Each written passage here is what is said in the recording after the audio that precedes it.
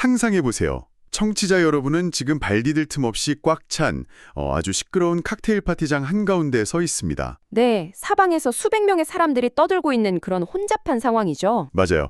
음악은 뭐 쿵쾅거리고 저기 어디선가 유리잔 부딪히는 소리도 계속 들리고요. 그런데 그 엄청난 소음 속에서도 저 멀리서 부르는 오랜 친구의 목소리는 기가 막히게 잘 들립니다. 그렇죠. 정말 신기하지 않나요? 단순히 그 친구의 목소리가 다른 소음보다 물리적으로 더 컸기 때문일까요? 절대 아니죠. 네, 절대 아닙니다. 우리의 뇌가 친구 목소리만의 고유한 패턴과 하모니, 그러니까 그들만의 리듬을 무의식적으로 분리해냈기 때문입니다. 아주 정확한 비유입니다. 소리의 단순한 볼륨, 즉 에너지 사이즈만으로는 그 혼돈 속에서 의미 있는 정보를 절대 찾아낼 수 없거든요.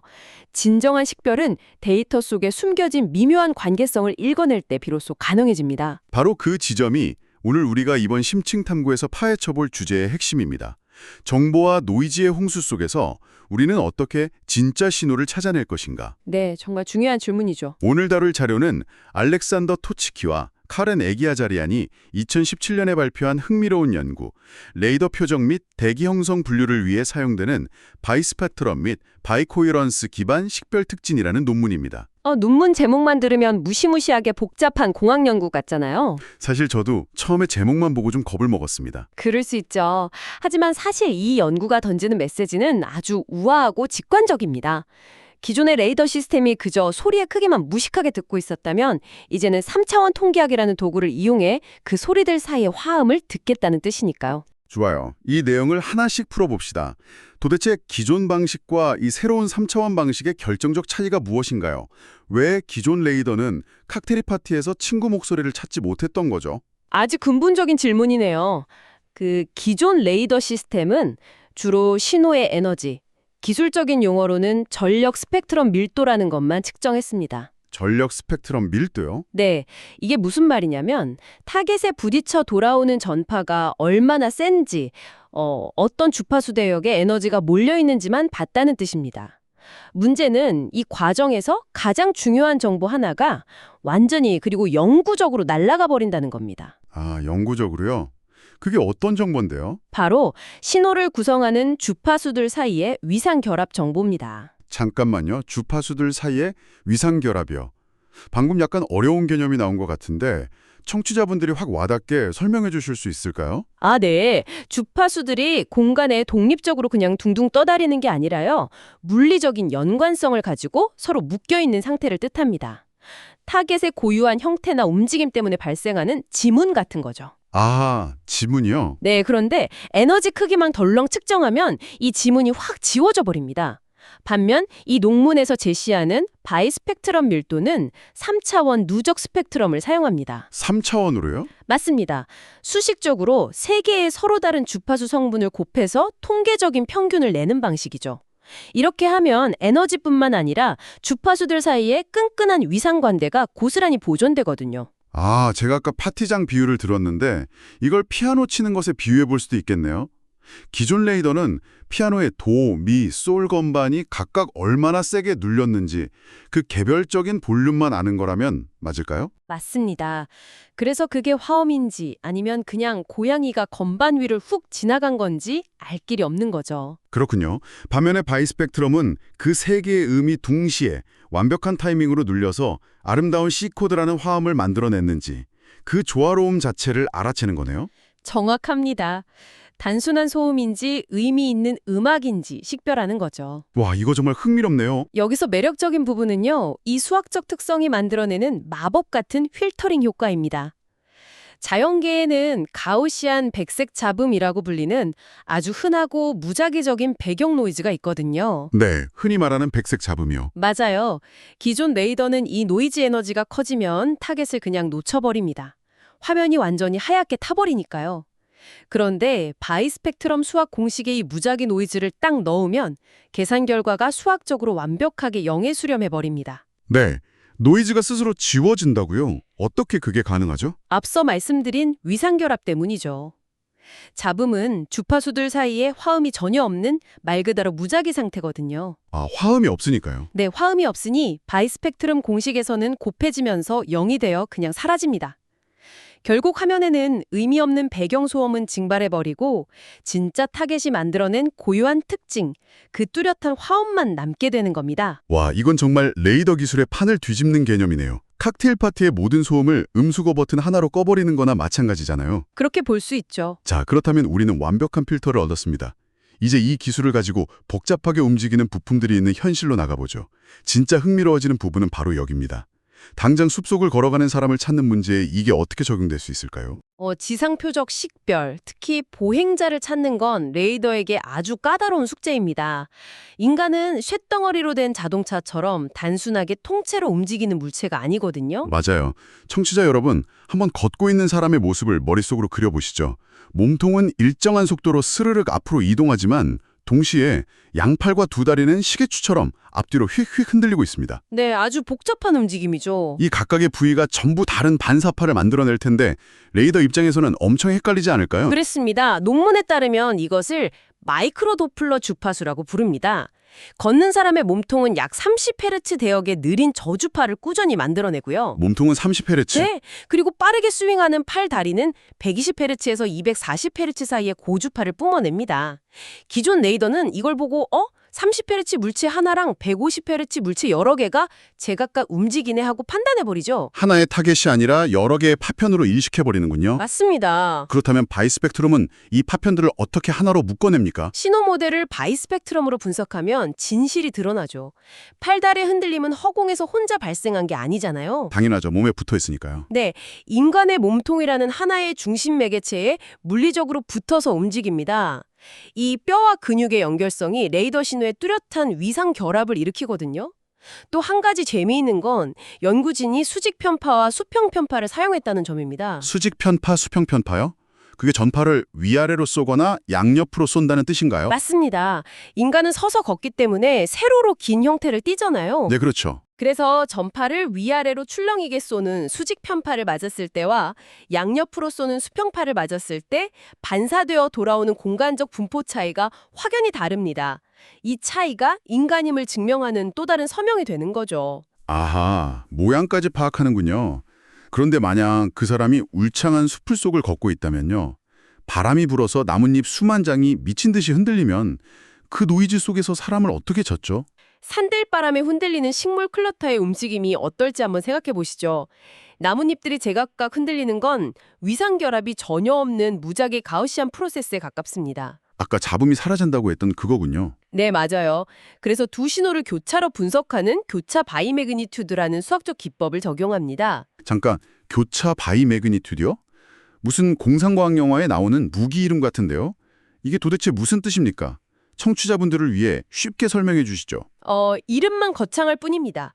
쉽게 말해 두 개의 서로 다른 신호 채널을 가져와서 둘 사이에 비밀 암호 같은 위상결합이 존재하는지 교차 검증을 하는 겁니다. 교차 검증을 한다고요? 네, 나뭇잎들의 흔들림은 암호가 안 맞으니 계산 결과가 0에 가깝게 사라지죠.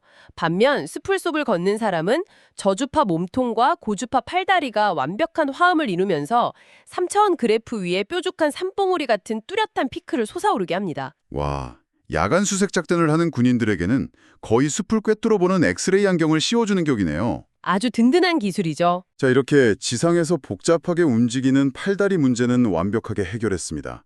그런데 말이죠. 만약 타겟이 흔들 팔다리가 전혀 없는 거대한 쇳덩어리라면 어떨까요? 그것도 하늘에서 시속 수백 킬로미터로 날아가고 있는데 살짝 각도까지 튼다면요. 거긴 팔다리도 없잖아요. 이제 공중 표적 식별로 넘어가야 할 타이밍이군요. 연구진은 아파치 헬리콥터, AN-26 수송기, B-52 폭격기 같은 금속 항공기 데이터를 수집했습니다. 과거에는 이런 거대 타겟을 잡기 위해 고해상도 거리 측면도, 이른바 HRRP라는 기술을 썼거든요. 고해상도 거리 측면도요? 네, 쉽게 말해 레이더 전파로 항공기의 정밀한 그림자를 찍는 겁니다. 제가 논문 데이터를 보다가 진짜 충격을 받은 부분이 바로 여긴데요. 타겟 항공기가 비행 방향을 고작 5도, 그러니까 185도에서 190도로 아주 살짝 틀었다고 기존의 그 대단하다는 시스템들이 완전히 바보가 되어버리더라고요. 아니 왜 겨우 5도 변했다고 비행기를 못 알아보는 겁니까? 그게 바로 레이더 공학자들을 수십 년간 괴롭혀온 스페클 효과와 거리 이동 현상 때문입니다. 항공기 표면에는 수백만 개의 미세한 반사점들이 있거든요. 네. 비행기가 단 1도만 방향을 틀어도 이 수많은 반사점에서 튕겨나온 전파들이 레이더 수신기에 도달하는 거리가 아주 미세하게 틀어집니다. 1도만 틀어줘도요? 네, 어떤 전파는 서로 겹쳐서 증폭되고 어떤 전파는 부딪혀서 상쇄되죠. 결과적으로 1도만 각도가 틀어져도 레이더 화면에 찍히는 비행기의 그림자 모양이 완전히 찌그러져 버립니다. 아, 표면의 반사 그림자에만 의존하니까 각도에 너무 예민해져서 실전에서는 무용지물이 되는 거군요. 그럼 바이스펙트럼은 이 엄청나게 민감한 각도 문제를 어떻게 극복했나요? 그림자의 겉모양에 집착하는 걸 과감히 포기하고요. 비행기의 심장부를 들여다봤습니다. 심장부요. 벤진을 말하는 건가요? 네, 맞습니다. 바로 제트 터빈이나 프로펠러 날개에서 나오는 마이크로 도플러, 즉 JEM 신호와 이를 분석하는 바이코헤런스 기반 특징을 사용한 것이죠. 아하, 터빈을 보는군요. 네, 비행기가 몸통을 이리저리 비틀어도 그 안에서 터빈 블레이드가 일정한 속도로 회전하며 만들어내는 특유의 위상결합 패턴, 즉 엔진만의 고유한 화음은 절대 변하지 않거든요. 와, 똑똑하네요. 겉모습이 아니라 내부에 변하지 않는 화음을 듣는다니요? 데이터로 보면 이 차이가 얼마나 극명한지 알 수 있습니다. 각도가 변하는 상황을 테스트한 시나리오 2 데이터를 보면요. 기존 ZBT 기법은 각도가 5도만 변해도 정확도가 63%대까지 뚝 떨어집니다. 63%요? 그건 그냥 동전 던지기나 다름없는 확률 아닌가요? 군사작전에서는 절대 쓸 수 없는 수준인데요. 맞습니다. 치명적이죠. 반면 바이코헤런스 기법은 ZBT보다 12에서 20%, 또 다른 경쟁 기술인 KTA 기법보다도 4에서 8% 더 뛰어난 방어력을 보여주었습니다. 엄청난 차이네요. 더 놀라운 건 신호대 잡음비가 마이너스 1데시벨인 악조건 상황에서의 결과입니다. 잠깐만요.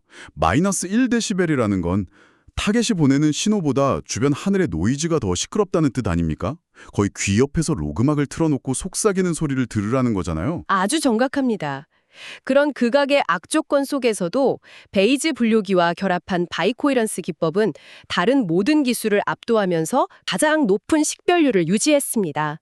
노이즈의 바닷속에서도 엔진 특유의 화음을 기어코 찾아낸 겁니다. 비행기 각도가 변하던 대기 난기류 같은 하늘의 노이즈가 심하던 공중의 한계도 극복했군요. 그렇다면 여기서 끝판왕 보스를 만나볼 차례네요. 네, 기대되네요. 레이더의 신호 보도 시간을 완전히 망가뜨리는 궁극의 방해권.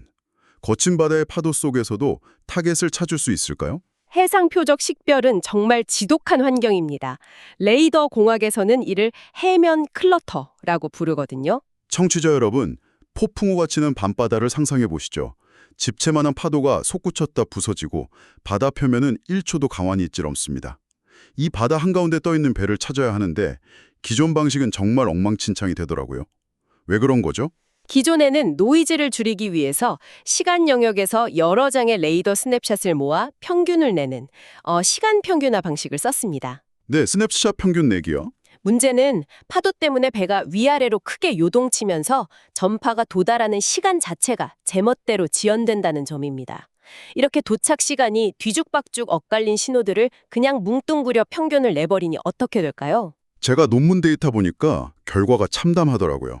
풍속의 초속 7에서 10m 정도로 부는 환경에서 실제 초점 거리가 75m인 정밀한 레이더가 표적을 무려 900m 길이로 쫙 퍼뜨려서 화면에 표시했습니다. 네, 끔찍하죠? 75m짜리 진짜 배가 900m짜리 흐릿한 유령선으로 뭉개져 버리니 식별이 아예 불가능하잖아요. 이 대목에서 중요한 질문이 떠오르네요. 제멋대로 요동치고 지연되는 바다의 노이즈 속에서 표적의 뚜렷한 형태만 어떻게 되살릴 수 있을까요? 어떻게 바다의 노이즈만 쏙 제거할 수 있는 건가요? 여기서 바이스펙트럼의 숨겨진 무기가 등장합니다. 바로 시간지연 불변성이라는 특성입니다. 시간 지연 불변성이라. 단어가 꽤 묵직한데요. 청취자분들이 이야기 쉽게 풀어주시죠. 쉽게 말해 파도 때문에 타겟 신호가 0.1초 늦게 도착하든 0.5초 일찍 도착하든 바이스펙트럼 공식 안에서는 아무런 문제가 되지 않는다는 뜻입니다. 도착 시간은 상관이 없다고요? 네, 바이스펙트럼은 신호가 도착한 절대적인 시간을 보는 게 아니거든요. 그 신호를 구성하는 주파수들 내부의 상대적인 위상 관계만 봅니다. 아하, 겉보기 시간이 아니라 내부를 보는군요. 맞습니다. 신호 전체가 통째로 지연되어도 그 내부의 화음 구조 자체는 변하지 않으니까요. 제멋대로 밀리고 지연된 타겟 신호들을 내부 리듬에 맞춰서 완벽하게 한가운데로 정렬시켜 놓고 평균을 낼 수 있게 해주는 겁니다. 와, 흔들리게 찍힌 사진 수백 장을 내부 패턴에 맞춰서 픽셀 단위로 완벽하게 재정렬한 다음 선명하게 만드는 기술 같네요. 정말 찰떡 같은 비유입니다. 그 결과가 정말 극명하게 대비되죠. 수직 편파 등에서 해면 클러터 레벨을 최대 20dB까지 찍어 누르며 억제해냈고요. 아까 900m로 번져버렸던 표적 해상도를 다시 150m 수준으로 선명하게 복원해냈습니다. 폭풍우 속의 흐릿한 유령선을 다시 또렷한 선박으로 되돌려 놓은 거네요. 맞습니다. 방해물의 물리적 요동에 휘둘리지 않고 오직 표적이 가진 고유한 내부 본질에만 집중했기 때문에 얻을 수 있는 놀라운 성과죠. 자, 지금까지 우리는 날씨와 파도라는 거친 방해물들을 뚫고 우리가 원하는 진짜 타겟을 찾아냈습니다. 그런데 여기서 발상을 한번 뒤집어 보죠. 만약 우리가 식별해야 할 타겟 그 자체가 카오스적인 날씨라면 어떨까요? 기상 레이더로 넘어가는군요. 네, 매년 비행기를 위협하는 치명적인 난기류를 레이더로 미리 예측할 수는 없을까요? 이건 항공 안전에서 아주 치명적이고 중요한 문제입니다. 통계에 따르면 항공기 사고의 약 70%가 뇌우 전선이나 난기류 등 기상현상에서 비롯되거든요. 비행기가 갑자기 수백 미터 뚝 떨어지는 아찔한 경험, 다 난기류 때문이잖아요. 네, 그런데 기존의 기상 레이더는 난기류의 물리적 구조를 정확히 보는 게 아니었습니다. 그냥 전력 스펙트럼의 폭이 넓게 퍼져 있으면 대기 입자들이 여기저기 흩날리는 걸 보니 아마 난기류일 것 같네 하고 애매하게 짐작만 했죠. 세상에 수백 명의 목숨이 달렸는데 아마 그럴 것 같네라는 추측은 너무 위험하잖아요. 구조를 본다는 건 구체적으로 어떤 의미입니까? 그래서 연구진은 대기의 흐름 자체를 물리적으로 분석했습니다. 대기 흐름은 크게 두 가지로 나뉘는데요. 공기가 층을 이루어 매끄럽게 흐르는 층류, 그리고 크고 작은 소용돌이가 마구 뒤섞인 혼돈 상태인 난기류입니다. 층류와 난기류. 네, 매끄러운 층류는 마치 군악대의 행진과 같습니다. 대기 입자들이 일정한 대열을 맞추어 규칙적으로 움직이기 때문에 신호 사이에 뚜렷한 위상결합, 즉 예측 가능한 화음이 존재합니다. 그렇다면 난기류는 군악대가 아니라 엉망진창으로 춤추는 록 콘서트장의 스탠딩석 같은 거군요. 하하, 아주 정확한 비유입니다. 난기류는 입자들이 서로 마구잡이로 부딪히는 완전한 카오스입니다. 위상이 무작이라 바이코헤런스를 계산하면 아까 가우시안 노이즈처럼 0에 가깝게 뚝 떨어지죠. 그래서 연구진이 0.5라는 명확한 수학적 임계값을 기준으로 두고 테스트를 진행했군요. 네, 맞습니다. 그 결과가 정말 속 시원합니다. 고도 3,750m에 떠있던 층저군 122번 구름을 측정했더니 전체 측정값의 단 0.76%만이 0.5 임계값을 넘었습니다. 즉, 위상결합이 거의 없는 완벽한 카오스 상태. 비행기가 들어가면 박살날 수도 있는 심각한 난기류 구역이라고 명확히 경고를 울린 거네요. 반대로 고도 5,100m의 고적은 T36 구름은 어땠을까요? 어땠나요? 무려 95%가 임계값 0.5를 초과했습니다. 공기가 완벽한 위상결합을 유지하면서 행진하듯 부드럽게 흐르고 있는 비행기가 통과하기 매우 안전한 층류구역임이 증명된 겁니다. 와, 0.76% 대 95%라니? 네, 조종사의 감이나 애매한 추측이 아니라 0과 1에 가까운 명확한 수학적 결론으로 생사가 갈리는 안전지대와 위험지대를 흑백처럼 가려낸 것이죠. 그래서 이 모든 게 대체 무슨 의미일까요? 단순히 레이더의 분석 차원이 하나 늘어났다는 공학적 성취를 넘어서 말이죠. 단순한 에너지, 즉 파티장에서 누가 제일 목소리가 큰가만 따지던 1차원적 방식에서 벗어나 데이터 안에 숨겨진 위상결합, 즉 관계의 하모니를 읽어내는 능력을 갖추게 되었다는 뜻입니다. 관계의 하모니요? 네, 이 인식의 전환 하나가 복잡하게 움직이는 지상의 보행자, 미세하게 틀어지는 공중의 터빈, 요동치는 바다의 선박, 그리고 눈에 보이지 않는 대기 중의 난기류까지 기존 레이더가 부딪혔던 모든 물리적 한계를 일거에 돌파하게 해주었습니다. 정말 엄청난 패러다임의 전환이네요. 이것을 더 큰 그림과 연결해보면 지식과 정보의 진짜 가치는 표면적인 크기에 있는 것이 아니라 그 이면에 숨겨진 요소들 간의 관계성을 파악할 때 비로소 극대화된다는 것을 보여줍니다. 정말 훌륭한 통찰이네요. 청취자 여러분, 오늘 우리가 나눈 이 복잡한 레이더 기술 이야기가 사실은 우리의 일상과도 아주 깊게 맞닿아 있습니다. 네, 충분히 그럴 수 있죠. 우리는 매일 엄청난 정보의 홍수, 쏟아지는 뉴스, 쉴 새 없이 울리는 알림의 파도 속에 살고 있습니다. 마치 난기류 속이나 시끄러운 칵테일 파티장 한가운데 있는 것처럼요. 맞아요. 아주 혼란스럽죠. 이때 겉으로 보기에 가장 크고 자극적인 신호의 볼륨에만 압도당하기 쉽습니다. 하지만 오늘 보았듯이 세상을 제대로 이해하고 진실을 보기 위해서는 정보들 사이에 숨겨진 관계성, 즉 우리만의 바이스펙트럼을 작동시켜 통찰력을 발휘해야 합니다. 무의미해 보이는 거대한 소음 속에도 사실은 정교한 질서와 하음이 숨어 있다는 사실. 참 경이롭지 않습니까? 동감입니다. 마지막으로 한번 생각해 보시죠. 오늘 우리가 살펴본 이 차가운 수학 공식이 바람 부는 숲속의 나뭇잎들이 만들어내는 거대한 무작위 소음 속에서 인간이 걷는 생체 역학적 패턴만을 완벽하게 분리해냈습니다. 완벽하게요. 그렇다면 우리가 무의식적으로 매일 쏟아내는 수많은 검색 기록, 디지털 데이터, 일상의 수많은 노이즈 속에도 이 3차원 통계학의 시선으로 바라봤을 때만 드러나는 당신만의 완벽한 화음, 보이지 않는 인간의 시그니처가 이미 존재하고 있지 않을까요? 어쩌면 이미 누군가 듣고 있을지도 모르겠네요. 오직 여러분만이 낼 수 있는 고유한 주파수들의 결합 말입니다. 여러분이 무심코 남긴 데이터는 지금 사이버 공간에서 어떤 화음을 연주하고 있습니까? 그 화음의 형태가 잠옷 궁금해지는 오늘입니다. 지금까지 소음 속의 하모니를 탐구해본 심층 탐구 시간이었습니다. 함께해 주신 청취자 여러분 감사합니다.